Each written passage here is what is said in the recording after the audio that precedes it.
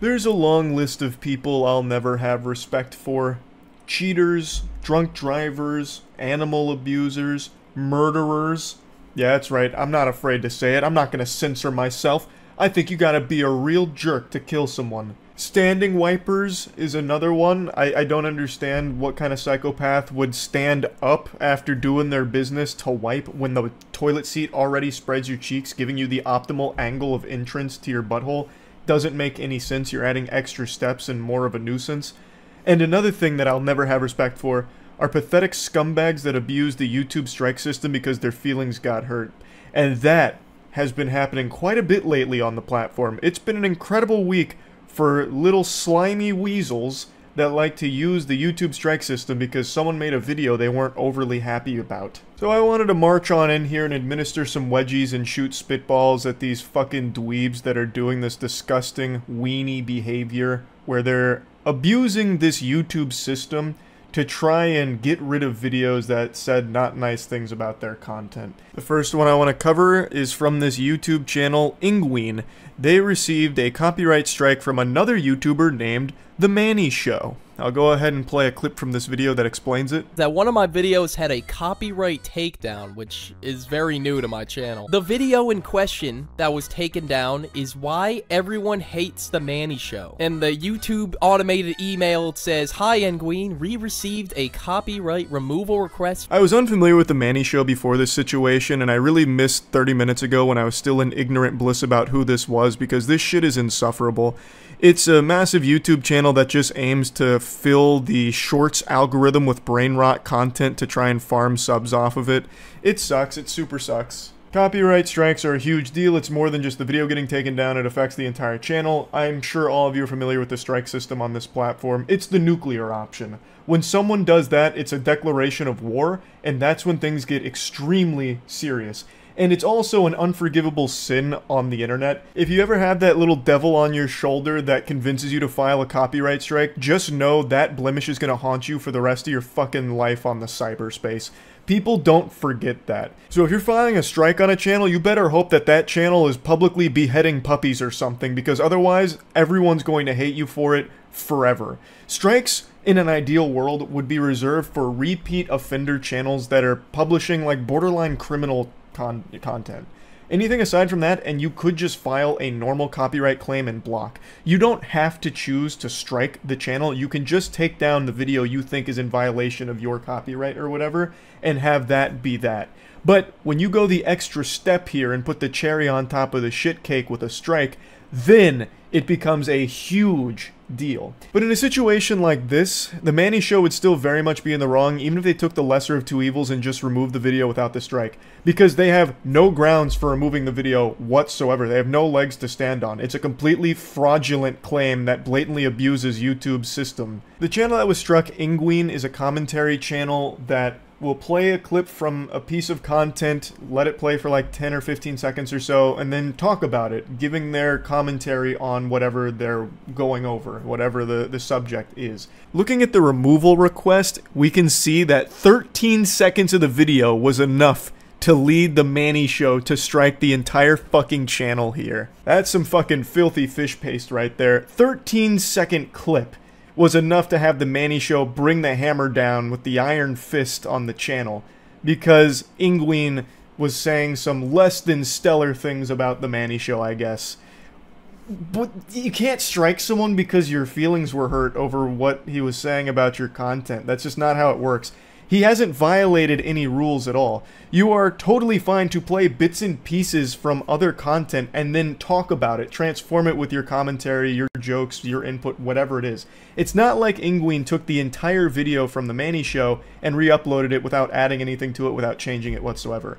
There was no rules that were broken here, at least not from what I can tell. I also will just never understand this strategy of doing something like this, because as The Manny Show or part of The Manny Show team, you would have to know that Penguinz0 or any commentary channel ever would see this and immediately talk about it, because this is just a big no-no. This is like an unwritten rule on YouTube that you don't strike another YouTuber just because they hurt your feelings. that will always backfire on you in the biggest possible way, and it puts all of the eyes on you as the bad guy, as the villain. You won't get support for that. No matter what Penguinz was saying about you, and I can't go watch the video since it's been taken down, but I imagine he was calling him cringe or something. Now you have made things significantly worse for yourself. The video title that got taken down was Why Everyone Hates the Manny Show, and I don't know what the reason behind it was, but I can tell you what it will be now. The reason why everyone hates the Manny Show is because they're very sensitive and file false strikes on other YouTubers' channels. I can now answer that question for why people hate the Manny Show.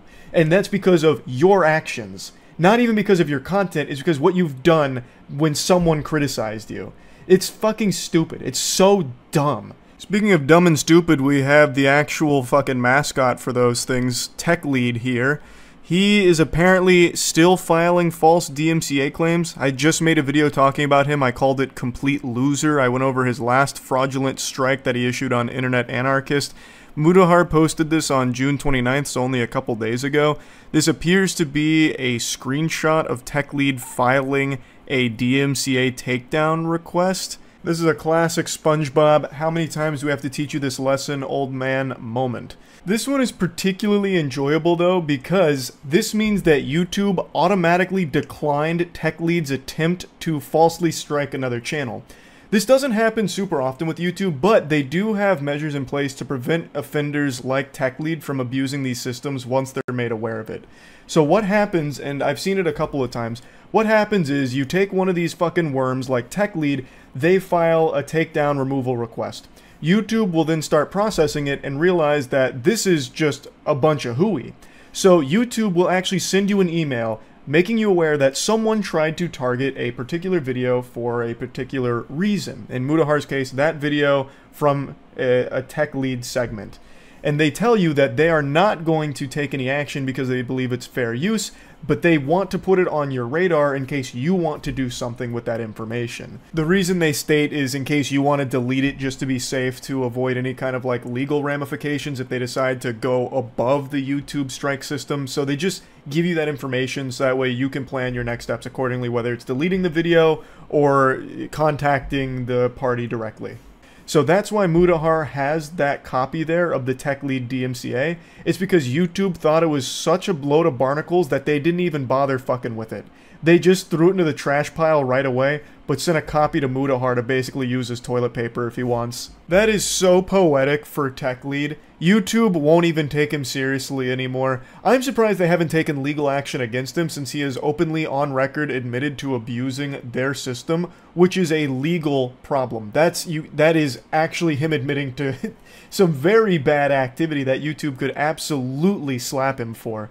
And I think they probably will. This is leading me to believe that YouTube is now very much aware of Tech Lead and what he's doing, and I really think YouTube might take actual action against him for this garbage. Now maybe I'm huffing copium like crack here, but it really to me does seem like YouTube might do something. They're declining his DMCAs without even bothering to process them anymore because they must be aware that this is just bogus. Like it's fake, fraudulent.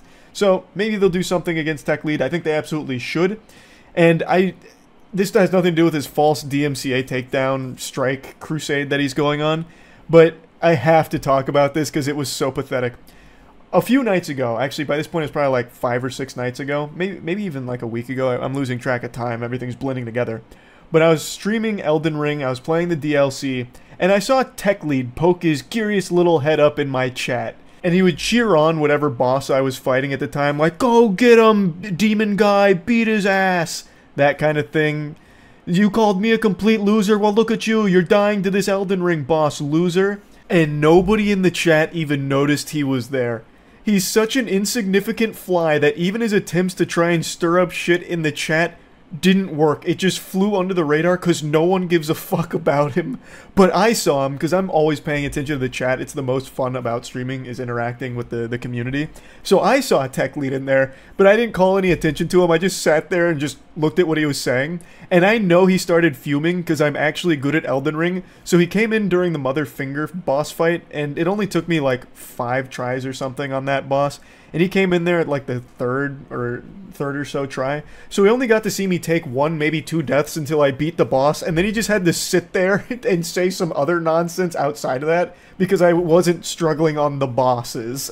And I just found that to be so embarrassing that this grown-ass man would take like 30, 40 minutes, whatever it was, out of his evening, and it was late too, it was like 2 a.m., 1 a.m., something like that, to hopefully watch me struggle on Elden Ring bosses and then not even get the pleasure of seeing that. Now, if he came in later and saw me on the final boss, he would have had quite a spectacle, because that boss is fucking brutal. That took me like almost 3 hours to beat. But he came on the bosses that I was able to just fucking slap around and put the smackdown on. And he just had to sit there and just say nonsense, and no one responded to it. And I just see it and kind of like smile internally about it. I just had to point that out. I found that to be like so embarrassing. I don't know how he went to sleep that night with that level of shame.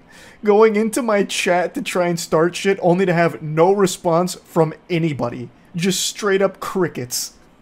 So I had to mention that since we were already talking about this loser anyway.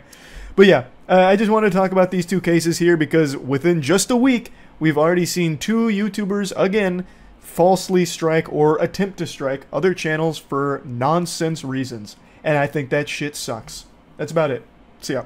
Hello and welcome back to the People I Don't Like corner. Today we have a special repeat guest joining us for the launch of the new season here, Phidias. You might remember Phidias from this iconic YouTube classic where he went to the world's poorest country and tried to turn it into some kind of spectacle.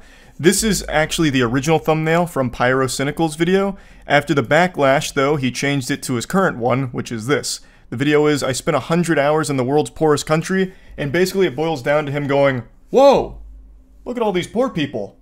Glad I'm not poor. That's kind of the entire vibe of the video. He tries to put some kind of wholesome, almost altruistic spin on it, but it falls entirely flat when the actual content is him going, oh, you're poor? This is how you live? Oh, ew. Oh! There's even a fucking scene in there where he goes to one of the classrooms and he pulls out his phone and basically just flexes on him saying like, I have the entire world's knowledge at my fingertips. They are not only from school, they are online from the phone. They can access all the clever minds. I said this because only 10% of the population has access to the internet. I left the class and felt inspired. This scene is a particular flavor of Goofy that you don't see that often. It's Goofy mixed with delusion, a very powerful alchemy. If you pay attention to the clip, you can see the teacher give him a really confused look as he pulls out his own smartphone, and Phidias like kind of blocks him with Elon Musk's head as the teacher approaches, and then he cuts to a different clip. And so I'm pretty sure the teacher felt a little insulted here because Phidias is treating everyone there like they're stupid. And it seems like the teacher approaches him with smartphone in hand to just let him know like, hey, we do have technology here, you don't need to act this way towards us. At least that's the impression I get. Anyway, I'm focusing too much on this video in particular. I'm just using this to showcase why I haven't liked Phidias even before what we're about to talk about today. So this video was labeled as poverty tourism, where Phidias went to this country in order to use everyone there as props for his content to make money off the back of all of it. Half the video is spent saying how cheap everything is to the people's faces. There's also scenes where he goes to where people live and he's noticeably disgusted. It's a bad video, but there were arguments made that it came from good intentions. I don't agree with that. I think Phidias is a narcissist and his entire intention here was just maximizing views, and spending 100 hours in the poorest country as some kind of YouTube challenge I think is completely tasteless. But the reason I mention that is because what he's done today has no arguments in support of Phidias. What he did today is going across Japan for free. That was his challenge video. And fundamentally, it's him just filming a series of crimes that he commits in order to go across Japan for free. I'm going to travel across Japan for free against these 3 YouTubers, and the winner gets $10,000. So I ask a stranger to give me some money. Oh my god, I love you! I'm not going to go through the whole thing because you're going to get the idea pretty quickly here. It's not just him doing it, he roped in 3 other YouTubers to be accomplices in the crime, which apparently in Japan is a pretty serious crime from everything I've read. The refusal to pay for the services of public transportation is treated as a pretty serious offense, more serious than this face I'm about to make. So you know that it's not something they take lightly. I've also read from a couple of sources that they're considering like an actual investigation into this situation, though I don't think anything's 100% confirmed there. But regardless, what he has done is still illegal.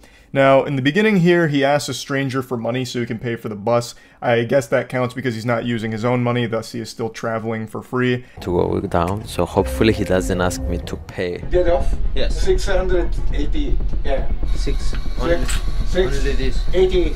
No, no. 80. No. Police. No, no. Come on, police station.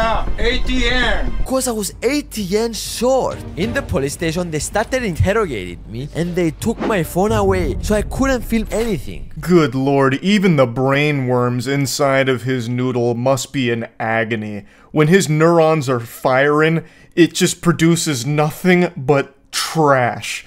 The clout-poisoned mind that this guy has is so impressive, I think it actually deserves to be studied at some point.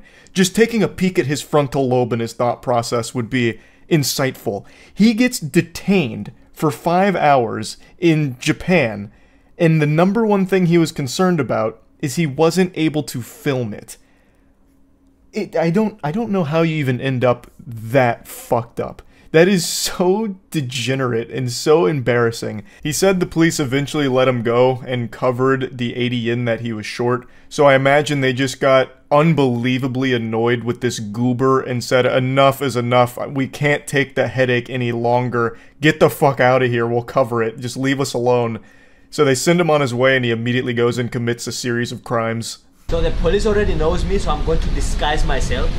Now, being disguised, I'm ready to sneak in the train. This is my train, so let's hope that nobody gets me. And now it's time to teach you how to get the train for free.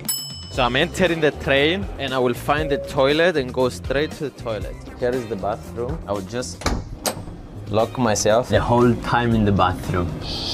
Man played Assassin's Creed one time and thought a hoodie up would solve all of his problems. It'd just be the perfect disguise. All the NPCs around him would forget that he exists as long as the hood's up. But, unfortunately, it wasn't enough. He beelined straight to the bathroom in order to ride for free all the way to his destination, but it's the bathroom. People are going to need to use that at some point, so he gets some knocks on the door, and it starts to cause a little bit of an alarm from the authorities there that something is awry. You know, either this man's taking the biggest shit of all time, or the shit just took him. Or, the most likely explanation, this is a guy who's riding for free. He's breaking the law right now. So the authorities wait for him to get out of the bathroom. So I came to my destination now. I think he is waiting for me outside. And I was right. He was just waiting to catch me. So the only thing I could do is to pretend that I'm sick.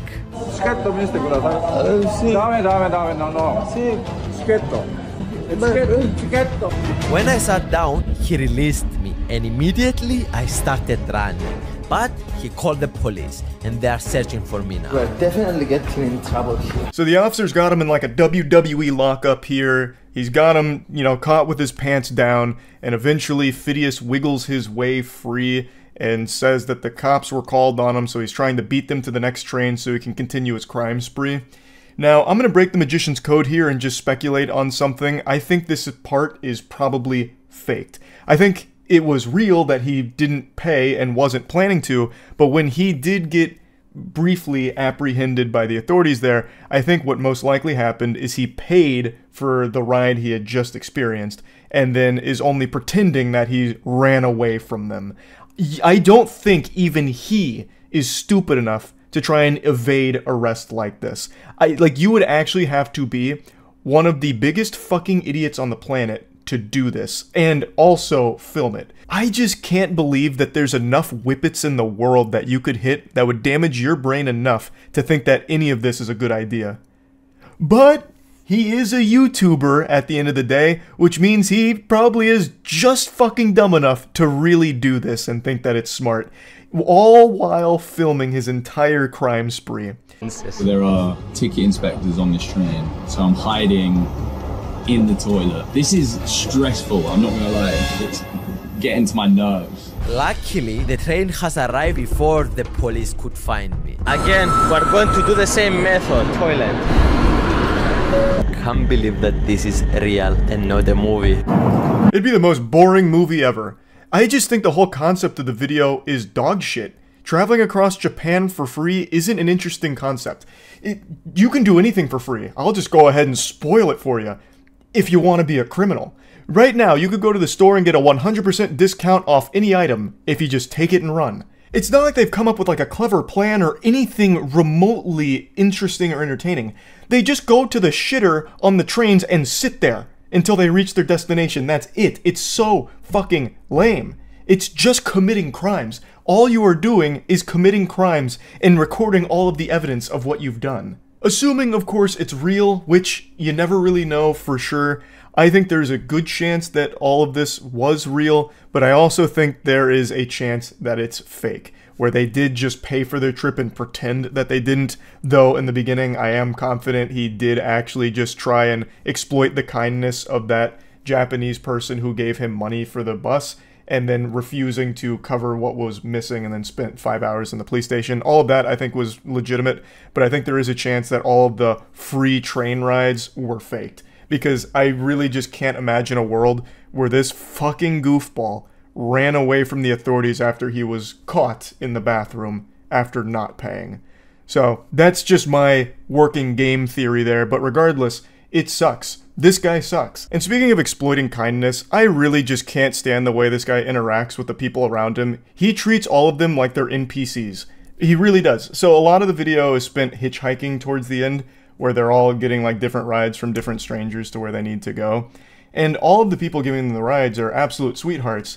And Phidias in particular films all of it, of course, and just the way he talks to them makes it sound so condescending. Like he speaks to them like he thinks they're stupid. Like that's the impression he gives off, that everyone that he interacts with is beneath him because they are props to him. And I can't fucking stand it. He pinned a response to this whole thing by saying, "Hello beautiful people, I apologize to the Japanese people if we made them feel bad. That was not our goal. From now on, I am going to make more research to the cultures we go to and try to prevent this from happening again. I love you all." Actual 0 out of 10 response here. If this was a YouTuber apology tier list, this would be the biggest, fattest fucking F I could ever give. What are you talking about? You need to do more research on the cultures you go to prevent this from happening? Every culture in the world, this isn't legal. Even here in the States too, you can't just do things and not pay for it. I mean, you can, but you are breaking a law. You are a criminal. It's not like this is a Japanese specific thing here that was just a, "Oh, I'm so sorry guys, I didn't do enough research on the culture. This mistake could have happened to anyone." There is a checkpoint! All of my competitors in this challenge, they are amazing YouTubers, and I put all their channels in the description. Go and check them out and subscribe to them. I'm getting closer! This actually just made me giggle. Actually gave me a hearty belly laugh like Santa Claus here. Because he says, "Oh, all my competitors, amazing YouTubers, check them out, they're in the description." No, they're not. They're not in the description. Imagine being some of these 3 YouTubers that just broke bad here, went down a life of crime for the sake of this video, and still just don't even get your channel in the video itself. So you have really no way of easily finding them. They actually got nothing out of it except a potential criminal rap sheet, perhaps. That is the worst end of the deal. Phidias, I guess, gets some views out of it, which equal money. They get less than nothing. I also went back to the intro of the video, just in case maybe I missed it somewhere. But no, he just says, "I'm doing this against these 3 YouTubers," and puts arrows to them without any mention of who they are, and then they all split off and run away.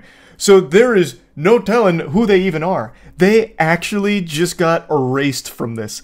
That is how much of a narcissist Phidias is. He couldn't even bother to squeeze their channels in somewhere after they committed crimes for his video with him. That is the cherry on top of this shit cake. So yeah, I just wanted to talk about this a little bit. That's about it. So yeah.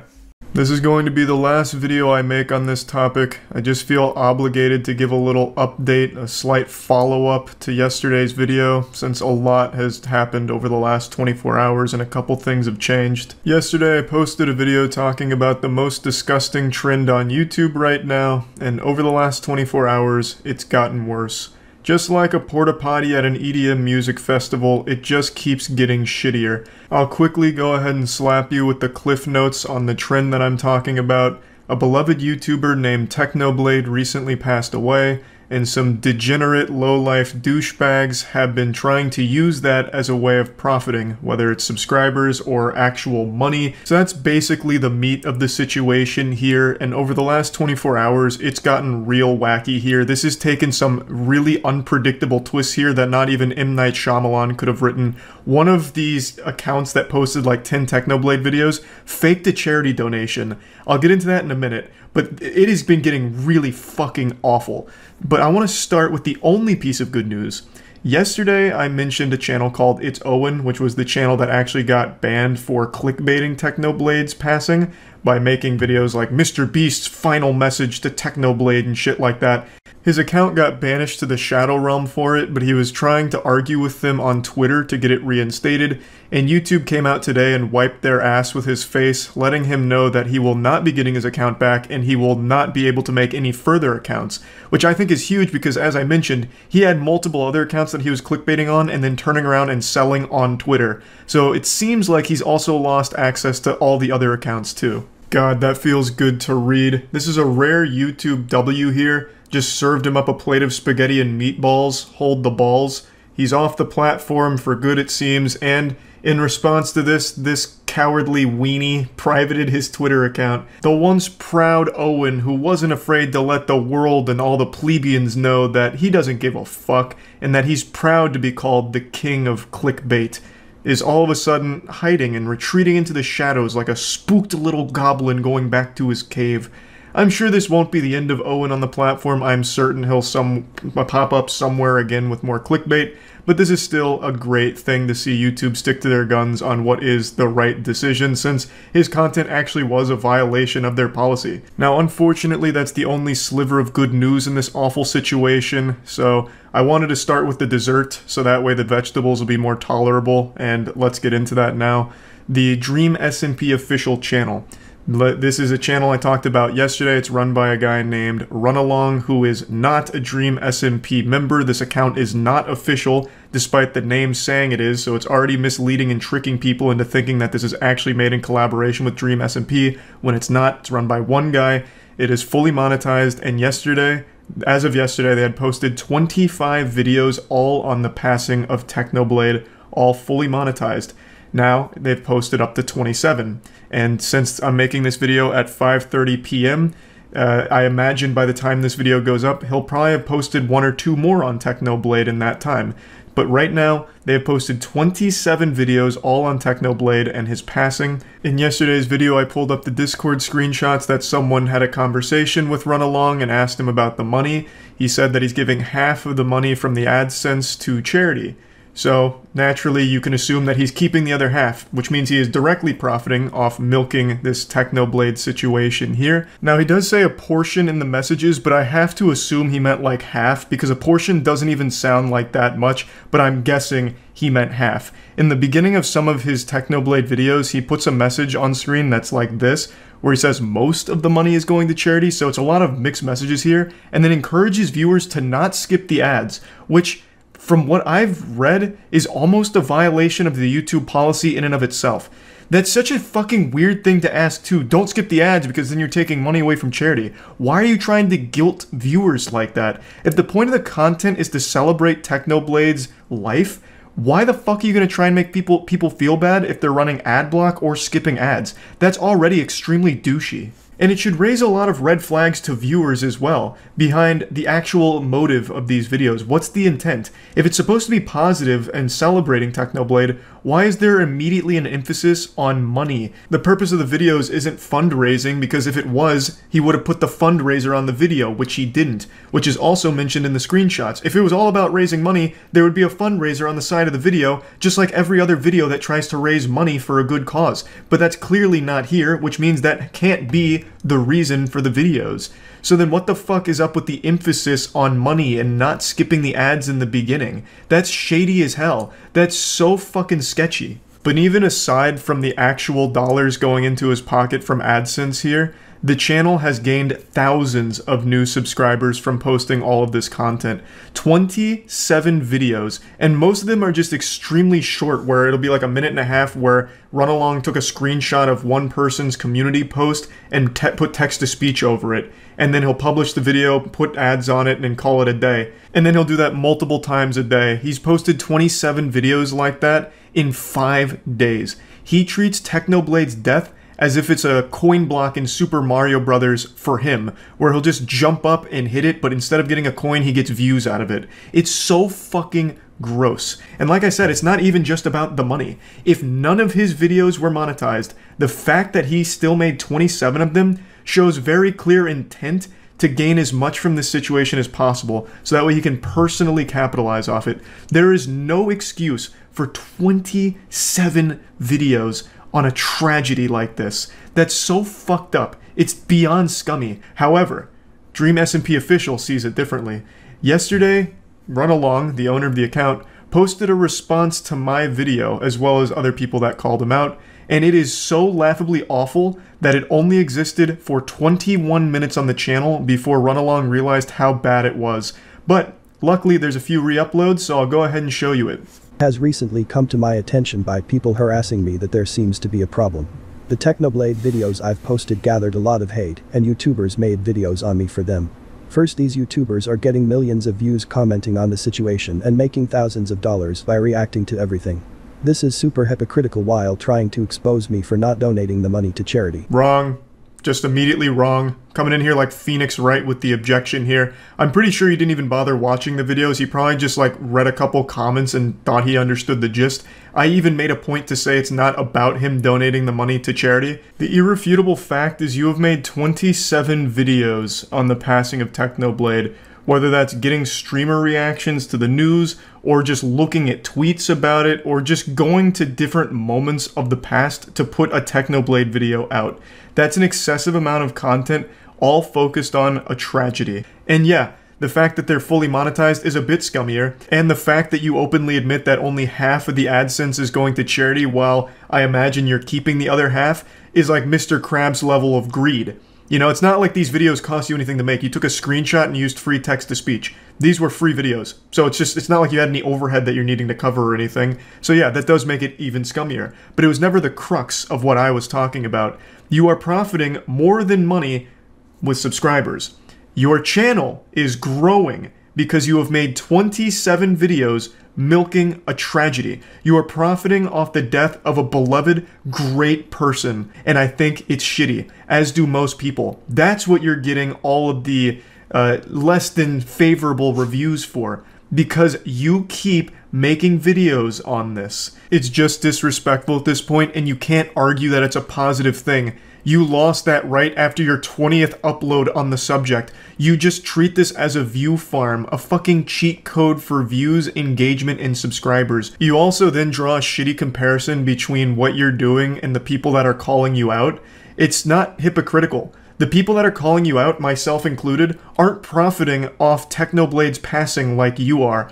We are, I guess, profiting off insulting the scumbags like you and calling you out for your dog shit behavior and this awful, degenerate shit that you keep unapologetically posting. Most say that they highly doubt I'll donate anything while they don't even know me. People seem to not understand that it takes a month before YouTube pays you.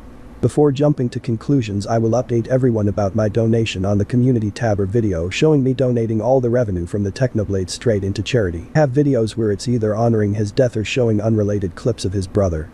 All these YouTubers just hop on the hype train to profit for themselves. Again, using charity as a shield here. It's not about the money, though you are singing a different tune publicly than you were privately. Apparently, you're claiming to donate all the money to charity now, so I guess that's a little bit better. But that was never the fucking point of the people calling you out, or at least it wasn't for me. It is you milking the situation and gaining so much on your channel for it. Subscribers are far more valuable than views, and you've gained a ton of them. So even if you donate all your AdSense revenue to charity, which is cool, I suppose, you have still profited so much off milking the situation with all the subscribers and popularity you've gained from this. And you can't take that back. Regardless of how much you donate to charity and this and that, you will forever be known as the insufferable asshole who took advantage of the passing of a fucking great person. That's your legacy now, whether you like it or not. And no matter what you say is not going to change my mind nor the minds of many others, because it is blatantly obvious, with so many uploads on this subject, what your intentions were. But now, since we're talking about charity here, let's talk about another commentator who tried to use charity as a shield. It's the channel I mentioned yesterday. I'm going to keep them anonymous because, again, I'm not trying to lead a brigade against any of these channels, Dream SMP included, but I do want to bring up what they did. This commentary channel posted 9 or 10 videos on Technoblade's passing. When he was called out for it, he then made a big hoopla about how all of it's actually going to charity and this was actually a noble thing he was doing. And then last night, he posted a video titled, I donated $3,000 to charity, the Technoblade tribute, and I even mentioned it in last night's video, but it turns out that was entirely fake. They faked the donation. As if this situation couldn't get any more shameless, an actual fake charity donation video. Now, I saw this right before going to bed last night. It was posted by a YouTuber named Kat. Mudahar recently posted a video today on the situation where he goes into even more detail on how exactly the donation was faked, but I'm just going to give you like the brief summary here from Kat's video. Yeah, we're gonna donate $3,000. Let's click I'm not a robot. Yeah, let's just get it over with. $3,000. Let's click I'm not a robot. Yeah, let's just get it over with. Okay, so basically what he did was type in 3,000 and then it shows donate $3,000 with a comma, and then he actually cuts the video before he donates.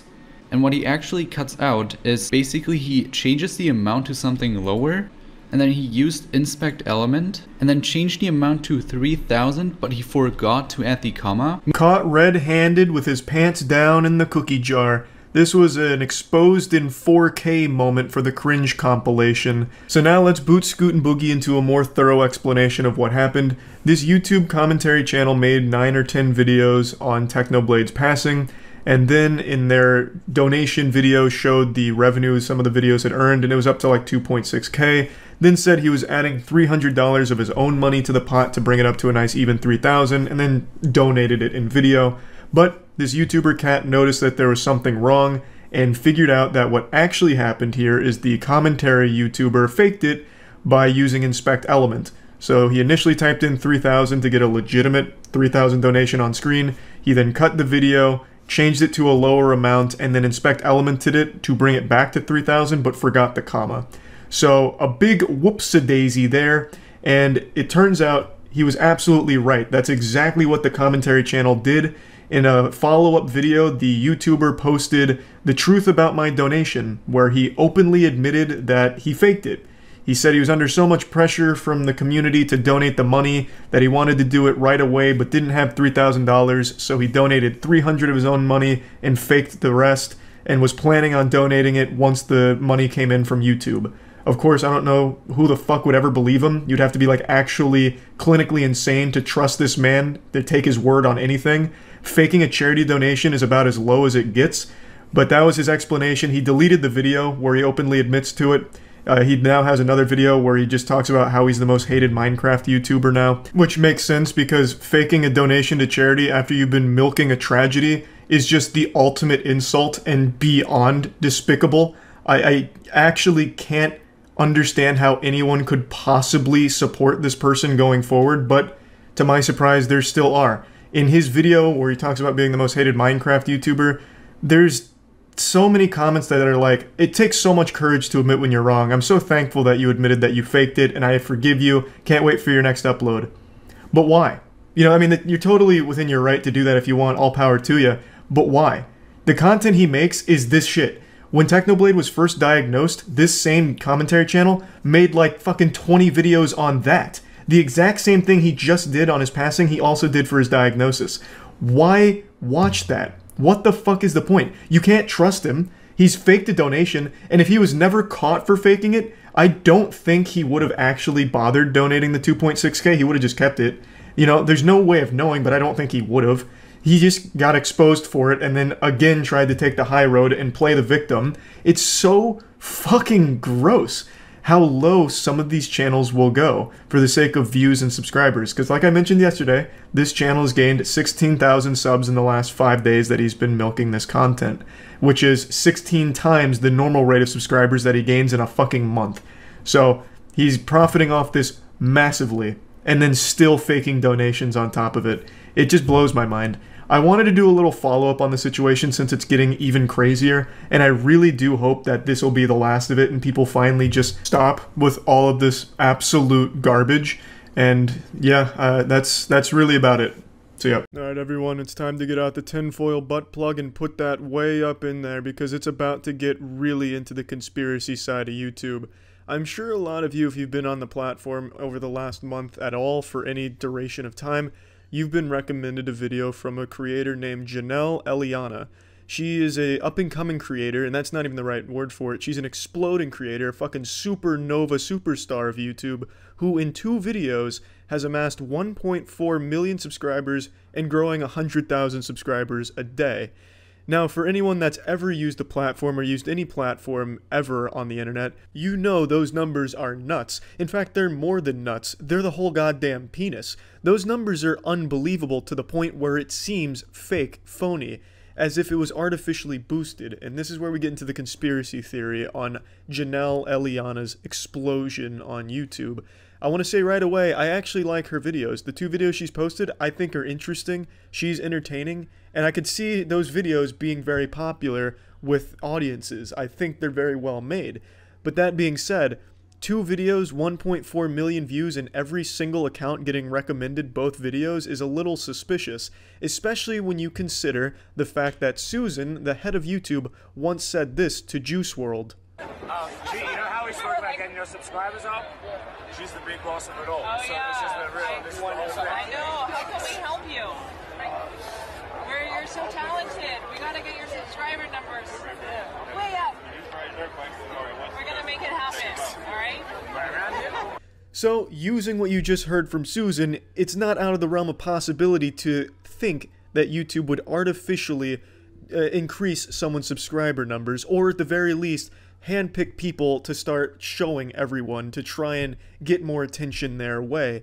You know, bypassing their own algorithm and just handpicking channels to explode. And that's exactly how this feels. It feels very manufactured and calculated.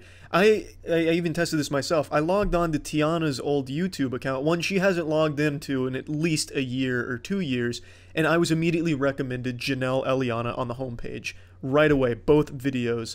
And that's a little surprising to me. I couldn't walk out my front door right now without seeing like a fucking blimp going by with Janelle Eliana's YouTube channel on it. I'd open my mail and it's probably nothing but Janelle Eliana YouTube letters, brochures telling me to go subscribe. They are shoving Janelle Eliana down everyone's urethra. And now circling back to the video of Susan, the head of YouTube, flirting with Juice WRLD and really puffing out her chest saying, you know, we can blow your shit up real hard, buddy.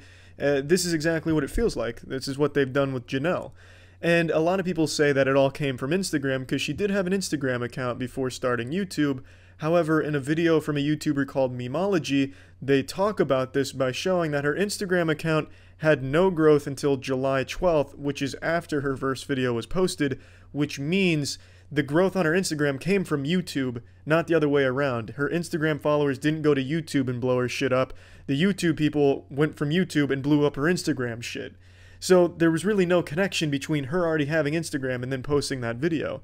It just seemingly out of nowhere, all of a sudden just fucking caught fire and started fisting everyone's recommendations with her content. And again, I think she made quality content, and this whole conspiracy revolves around how unnatural it all seems. And this conspiracy theory is only just getting started. Buckle your seatbelt, because we're going deeper and it gets even bigger in scale.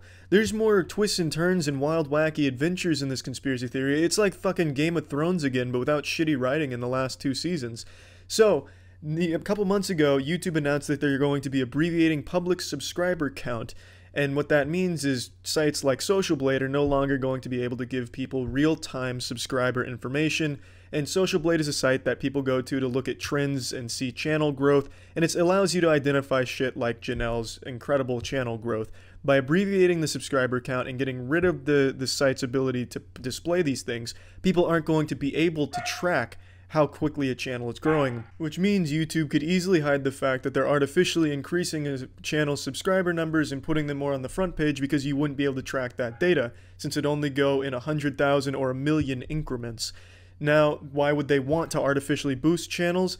Well, the conspiracy theorists suggest that it's because they want it to be more like television, where they take channels like Janelle with easily digestible, family-friendly content that's super safe for advertisers and boost that shit up hugely so that way it can be the face of YouTube and the direction it wants to go in.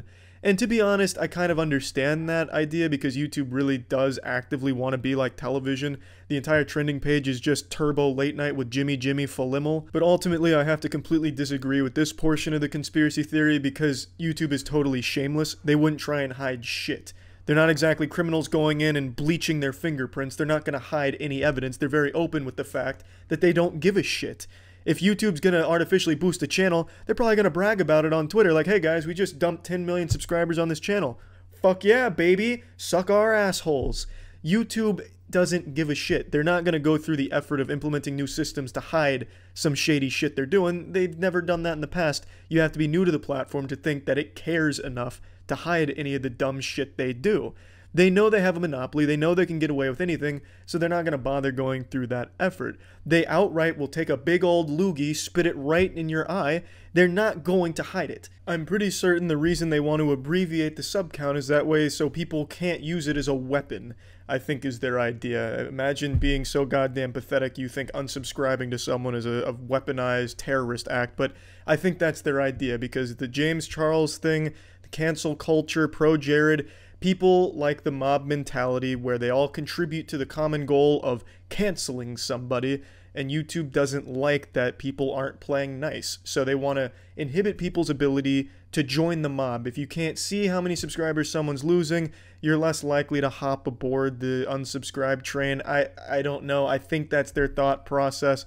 That's what it seems like because that change came at the tail end of the James Charles controversy, so the timing seems a little fishy there. I imagine that's the idea. I don't think the artificially boosting a channel is correlated with the abbreviated sub count at all. Now, I do want to give credit to YouTube. I've been kind of taking a shit on them, but they have been making changes to the copyright enforcement system, so credit where credit is due, YouTube. I like what you're doing with the copyright thing, and I hope you continue to make attempts to at least bridge the gap between creator and platform and make it a better platform overall. Back to the conspiracy shit, baby. People are being automatically subbed to her channel. This one I can't confirm or deny.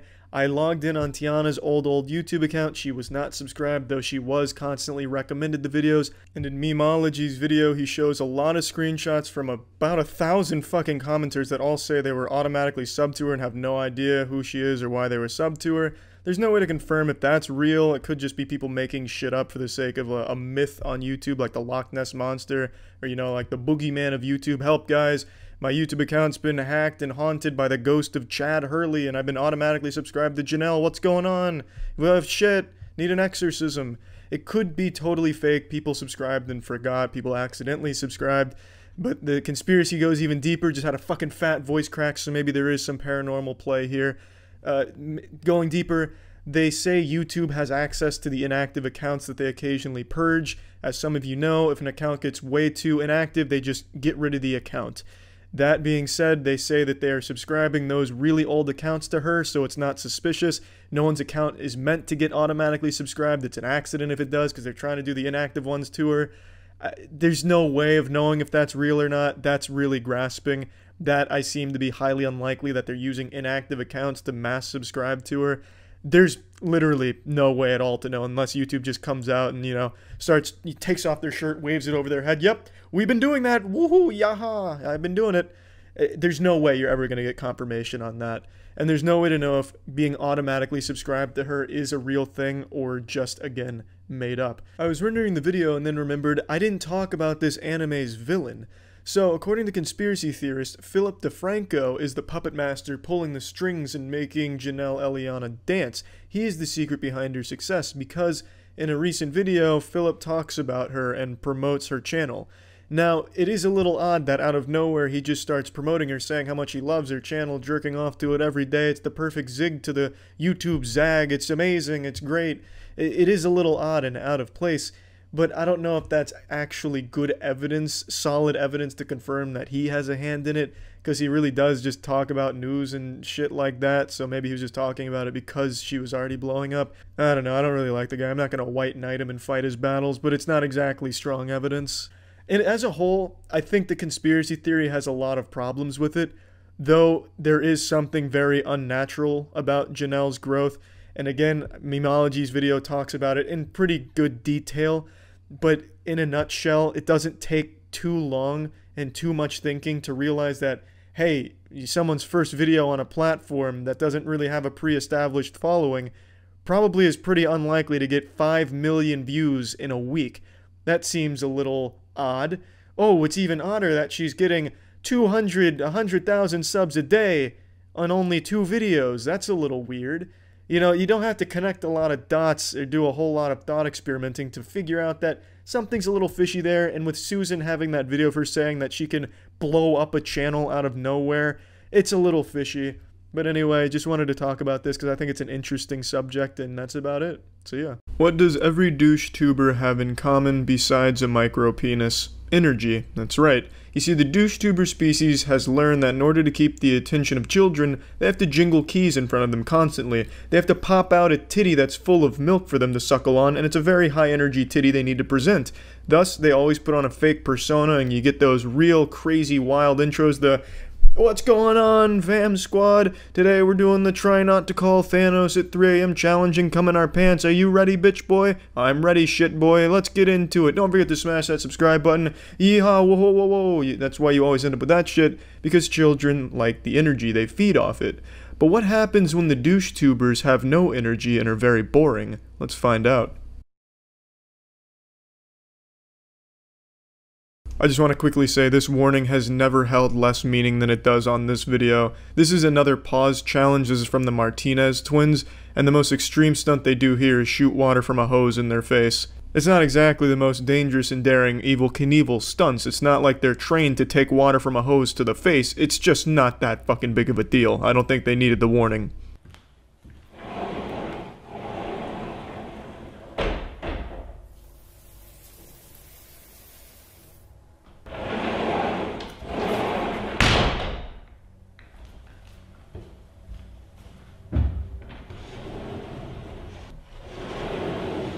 Some real edgier seat action there to start this shit off here.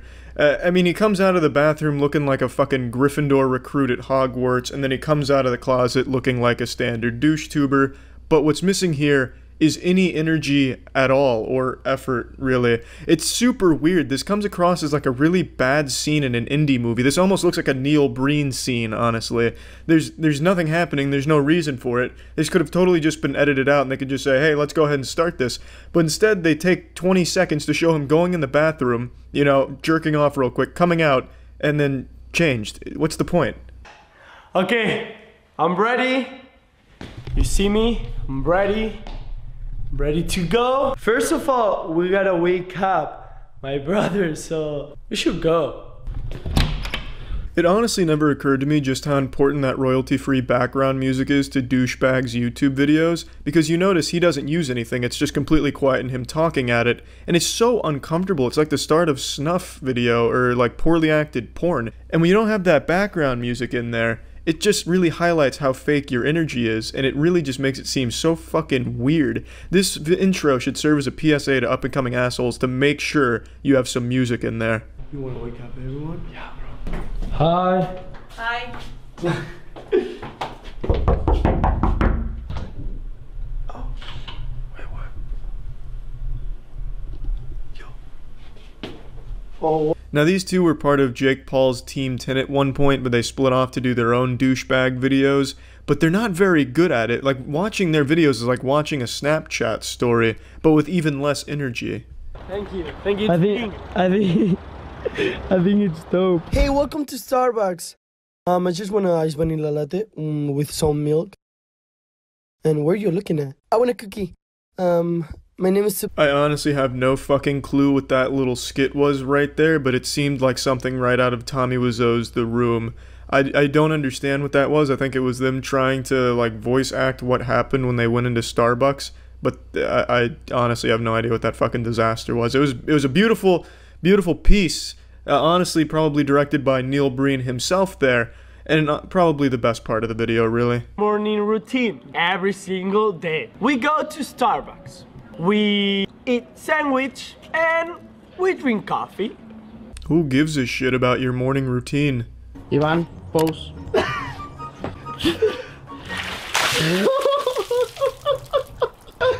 Pose. Are you okay? Yeah. I take back what I said at the beginning of the videos. That stunt right there is definitely something you shouldn't try at home. They do seem like trained professionals when it comes to dumping water on each other. So honestly, I could see why the warning's there now. I like that he checks to make sure his brother's okay, because that really did seem like it could have fucking obliterated him. Okay.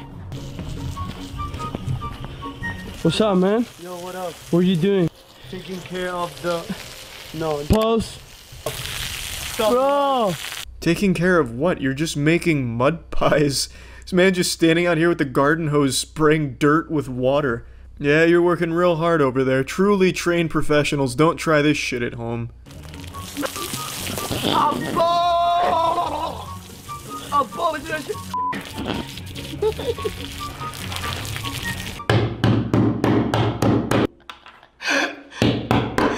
Oh my god.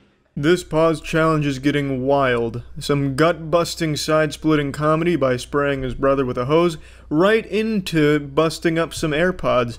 Honestly, the AirPods thing, I'd say he was doing him a favor. Fuck that shit, stick with the cord. You goddamn turbo virgins using AirPods. I just don't see the point. You can like what you want to like, alright? I just don't give a shit about that kind of wireless headphone mumbo-jumbo hocus pocus. I prefer the cord.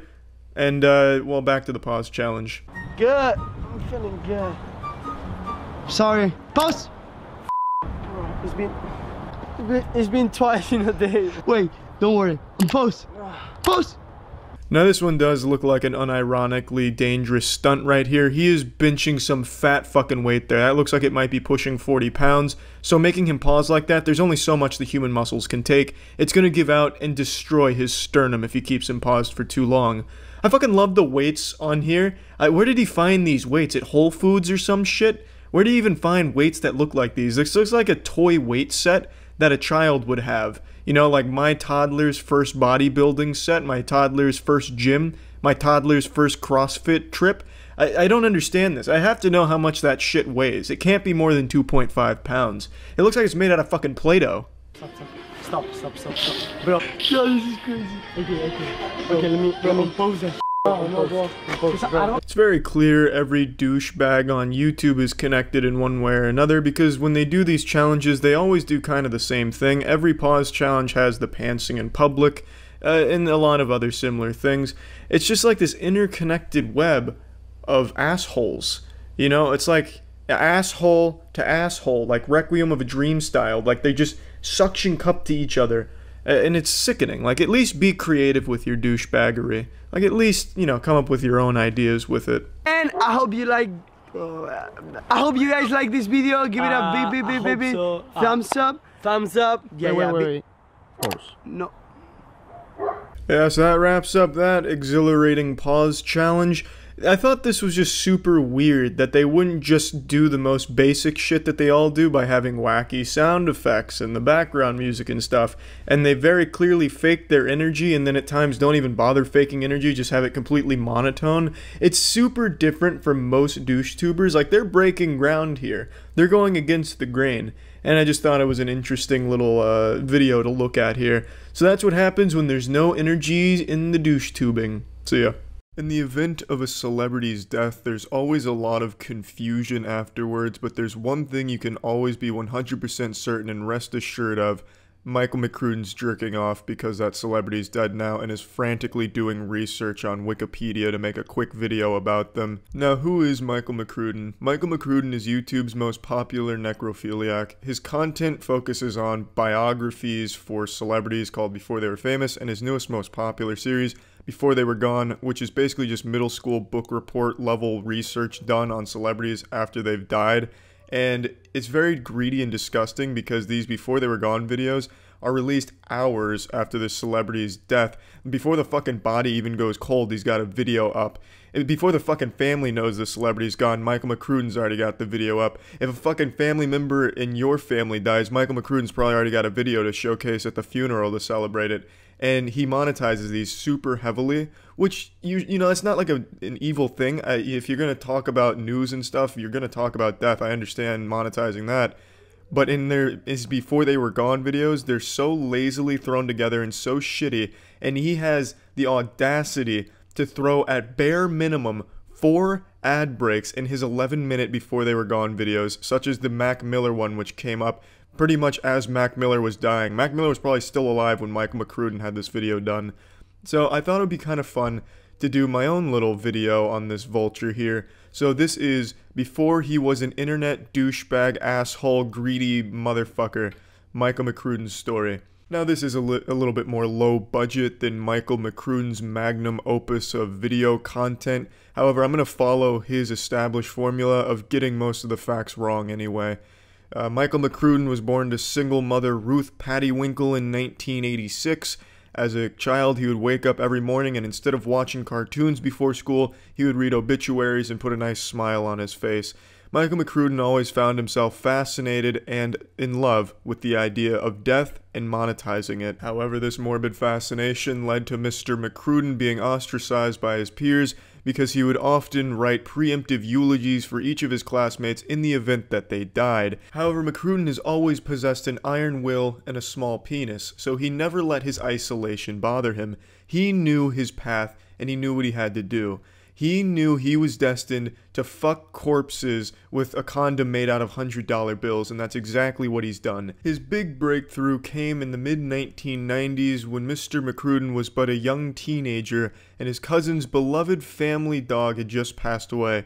McCrudden was able to sneak into his cousin's house and steal the dog's body and then charge the family $150 to get the body back to bury it and pay its respects. It was a genius move for Mr. McCrudden. It really paved the way for how he would monetize death in the future. Fast forward to present day, and Jesus, he's such a fucking douchebag. And depending on the celebrity's size when they die, he'll often make 3 or so videos just kind of milking the shit out of their death to make as much money off it as possible. He's a fucking sick guy. I don't understand why people watch him.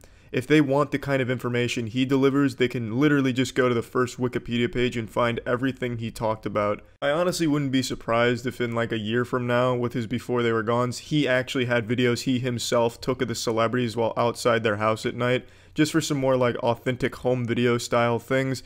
Because right now all he does is just rip videos from other sources and put them there.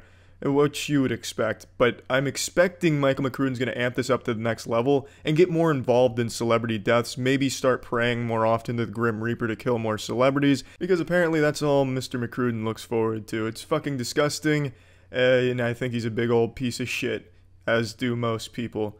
But yeah, that's the end of this episode for Before They Were a Douchebag. This was the Michael McCrudden true Hollywood story. Thanks for tuning in. See ya. A question I've been getting asked a lot recently that I wanted to publicly talk about is, why have I been making videos insulting children's content? I'm a full-grown man. I'm not no snot-nosed multiplication table learning little bitch. I'm a full-grown fucking man who understands multiplication for the most part. I know I may have the height of a toddler who's just now hitting puberty and maybe has a bit of a calcium deficiency, but alas, I am still a hairy-dicked, hairy-assholed man. So why am I insulting children's content? It's clearly not geared towards me. Well, the reason is it's shitty content. Yeah, that goes without saying. It's not exactly brave to insult the children's content on YouTube. Saying family-friendly YouTube content is bad and shitty is like saying one-ply toilet paper is evil. Everybody already knows that. The main reason I target the douchebags that make the content geared towards children is because they aim to exploit the children. They always pretty much demand that they hit the like button or else they're not a real fan and they'll never be their friend and they're never going to have a girlfriend and no girls are ever going to show them nipples or anything. They make it seem like you're a loser if you don't hit the like button for them. And the content aims to set a very bad example to children who are very impressionable. So you have people like Rice Gum, and I always use him as an example for this type of shit because he's truly the poster child for being a micro-penised douchebag who just throws his success in the face of his fans and spits on them. And you have people like him who incentivize these children to hit the like button and comment and join the family, and they make it seem like you're not gonna be successful or cool if you don't emulate that type of behavior. So you have these children that look at Rice Gum and want to be like him, aspire to be like him, so they start acting like him, a huge piece of shit. So then you have a whole bunch of children growing up to try and become a piece of shit. Being an uneducated fucking loser is now the cool thing to do because you have people on the platform of YouTube showing how successful you can be by being that way. And I honestly just have no respect for this group of people at all. Every adjective you could ever use when describing a piece of gum that's stuck to the bottom of a urinal is an adjective that would also apply to this group of douchebag YouTubers that exploit children. All in all, they're just the worst possible role models. Like fucking Jake Paul made that song about fuck teachers. Fuck teachers, yeah, what a great positive message. Fuck teachers, a message delivered from Jake Paul, who can hardly even speak English, a man who offers nothing to the world and has just barely enough brain power to keep himself from drooling 24/7. Yeah, fuck teachers, what a great fucking message to send. I'm not exactly the type of guy that's always like, think of the children, we need to ban swear words because kids might hear them and burn down a church because they heard those bad words. Ah, pornography needs to go, that's so unholy, kids might find that, think of the children. Bitch, if pornography didn't exist, the world would be in flames by now. We would have lost the ozone layer 20 years ago. Pornography saved humans. Can't ban that shit. But when talking about this platform, I do think when you have these douchebags who make content solely to exploit children for their own financial gain, that's something you really need to think about and take a look at. So why I choose that type of content to shit on so frequently is because, well, it's really just bad content that's fun to shit on, and also, I feel like it's rightfully so. It's a target that, you know, there's no passion behind. It's a bad person who's making it, and they're doing it for malicious intent. Why wouldn't you want to make fun of that, or at least show people this type of shit and make people aware of what's going on, so that way maybe somebody who sees it and has a younger brother or a son or a daughter that maybe watches this type of shit, maybe sit them down and be like, hey, you know, you can watch this type of shit, but just, I hope you don't end up like this, you know what I mean? Because it's bad. Nobody likes those kind of people in the world. Yeah, I guess it might be cool to children online to see that type of success and that attitude, but in the real world, nobody likes that. It's a hard news flash, and I'm sorry to splash you with that cold pee-pee water, but nobody likes those people. I'm 100% sure Rice Gum doesn't act like that in the real world like he does online, because he wouldn't have any friends. He wouldn't have anybody still in his life. But kids, they don't know that. They probably think that Rice Gum is just like that in the real world. A real fucking lit savage who goes around slapping homeless people with $100 bills, laughing as he does it, and then brushing the ass crack of strippers with cocaine. They will look at that and think, okay, so that attitude has clearly got him a lot of success with this nice house and all this money. I'm gonna do that too. And then they will, and they'll wonder why they're all alone. A lot of people probably think I'm just talking out of my ass, like, oh yeah, I'm sure all the kids understand that it's just an act and they're not just being used, but I mean, they very clearly are being used. You can tell by the way the douchebags act about it, but we'll disregard that. It doesn't mean they're gonna be bad people because they look up to these bad people as role models. I can give you a very easy counterexample. The KSI vs. Logan Paul fight, all of their fans were the most destructive fans I'd seen in quite a while. They were worse than some soccer fans. There was those videos of literal riots about the KSI vs. Logan Paul fight. Both of them have content aimed at children. Both of them are douchebags, and they have been doing this for a while. So they've had an audience of children following them through their formative years. And look how they turned out, judging by their public appearance at the fight conferences, where they had actual riots and destruction of property and fucking public urination and defecation charges and shit. They're becoming bad people. And I'm not going to blame, you know, Logan Paul and KSI solely for that. A lot of it falls onto the parents. But as you can see, there's clearly at least some type of correlation here between looking up to bad people and how you start to turn out and what kind of persona you start to take on, what kind of mask you wear.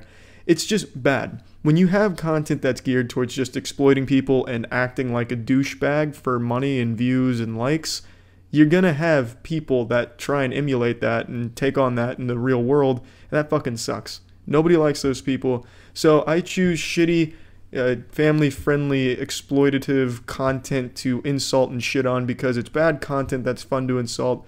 And in my eyes, if I can at least show people why the person is a douchebag, that's a big win, because it makes more people aware, and maybe even the douchebag in question, they're not going to change, never mind. But yeah, it at least makes people aware that they're a big old fucking douchebag, so that's good. You know, it helps raise awareness and shit.